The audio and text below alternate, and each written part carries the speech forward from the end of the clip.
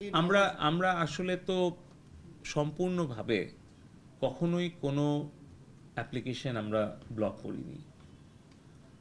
এটা এখন ডিপেন্ড করছে তাদের আচরণের উপরে।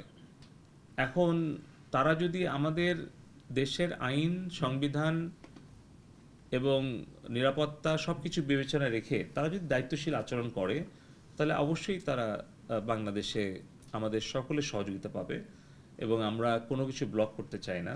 কিন্তু আমরা তাতে ব্যাখ্যাটা জানতে চাচ্ছি।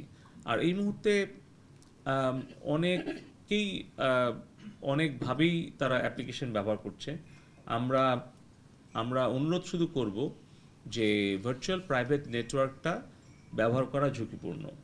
অতএব ব্যক্তিগত নিরাপত্তা, ব্যক্তিগত সুরক্ষা এবং তথ্যের সুরক্ষা, এই সব কিছু বিবেচনা রেখে যেন ভার্চুয়াল প্রাইভেট নেটওয়ার্ক এটা ব্যবহার থেকে আমরা বিরত থাকি।